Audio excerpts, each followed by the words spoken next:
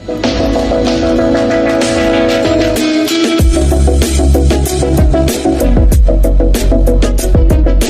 4 लड़कों से मिल चुकी वो सच्ची वो बनेगी। आज एक नई कंट्रोवर्सी के बारे में बात करेंगे, वो है प्रेमानंद जी वाली कंट्रोवर्सी। समाज में हम ऐसे कंडीशन में आ चुके हैं जब सही बातें बोली जाती है वो भी कंट्रोवर्सी हो जा रही है। और हुआ क्या है वो पहले समझते हैं। कंट्रोवर्सी इस बात की है कि प्रेमानंद महाराज ने ये बोला कि कोई लड़का हो या लड़की हो, अगर उसके बहुत सारे रिलेशनशिप्स है तो वो अपने हस्बैंड वाइफ के साथ लॉयल नहीं रह सकता। लेकिन ये पूरे स्टेटमेंट को काट के सिर्फ लड़की वाला पार्ट सोशल मीडिया पे चलाया गया और उसको कंट्रोवर्सी में कन्वर्ट कर दिया। 4 लड़कियों से मिल चुका सच्चा पति बन पाएगा। अब मैं इस पे ये बात नहीं करूंगा कि उन्होंने सही बोला है या गलत बोला। हम देखते हैं कि उनकी बात पे रियल फैक्ट्स क्या है। आपको कुछ डेटा दिखाता हूं स्क्रीन पे। एक डेटा के हिसाब से जब कोई वुमेन किसी हस्बैंड का मर्डर कर रही है उसमें से 80% केसेस वो हैं जहां पे वो एक्स्ट्रा मैरिटल अफेयर। इसी तरह से डिफरेंट स्टेट्स में डिफरेंट तरीके के मर्डर केसेस सामने आए हैं जहां पे एक्स्ट्रा मैरिटल अफेयर इन्वॉल्व है। अब ये चीज प्रेमानंद जी महाराज ही बोल रहे थे ना कि अगर आपके एक्स्ट्रा मैरिटल अफेयर्स होंगे, आप बहुत सारे रिलेशनशिप में होंगे तो आप लॉयल नहीं हो सकते। गलत क्या बोला उन्होंने। अभी रिसेंटली आपने सोनम रघुवंशी वाला केस भी देखा है, उसको भी आप इग्नोर कर दे रहे हैं। वो भी क्यों हुआ? वो इसीलिए हुआ था ना कि उसको कोई और पसंद था। कैसे कैसे आप एक ऐसे इंसान जो आपको सही चीज बता रहा है उसके साथ कंट्रोवर्सी कर सकते हो? आप समझ नहीं आता मुझे। दूसरी चीज, अगर आप कंट्रोवर्सी कर भी रहे हो पहले ये तो समझो किसके बारे में कर रहे हो। उस इंसान ने बोला क्या था, अपने आसपास देखो तो कि वो जो बात बोल रहा है उसके बोलने से हो सकती चीजें बदल जाए। लेकिन नहीं, हमको तो बड़ा बनना है, हमको तो फ्रीडम दिखा, हमको तो ऐसा बताना है कि हम ही बिल्कुल मॉडर्नाइज हो गए।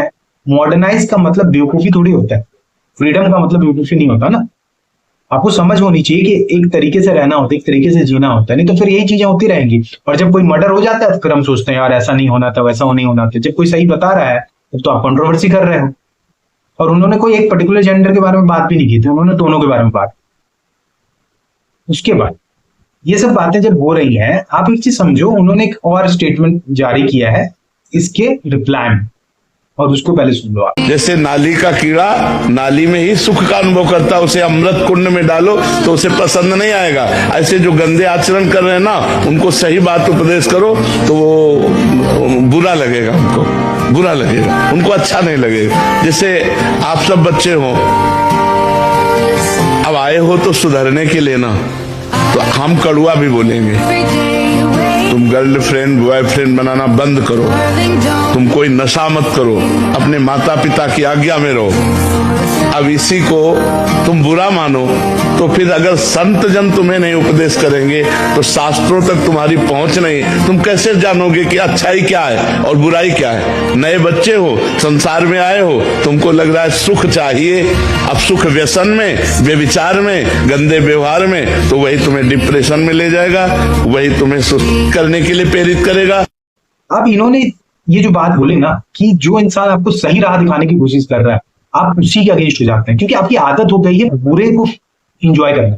तो अच्छी चीज आप इंजॉय नहीं करोगे ना, गलत चीजों में आपको सुख मिलने लग गया, तो सही चीज अगर कोई बोलेगा तो बुरा ही लगेगा।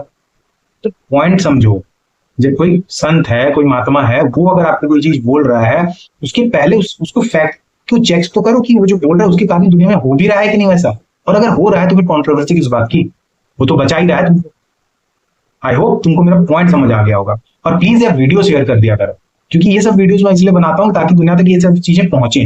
सिर्फ एंटरटेनमेंट मत किया करो, कुछ चीजें इंपॉर्टेंट है जो आप तक पहुंचनी चाहिए और वो बहुत जरूरी है। प्लीज एक शेयर कर दिया करो और चैनल को अगर सब्सक्राइब नहीं किया तो चैनल को सब्सक्राइब करो। Thank you.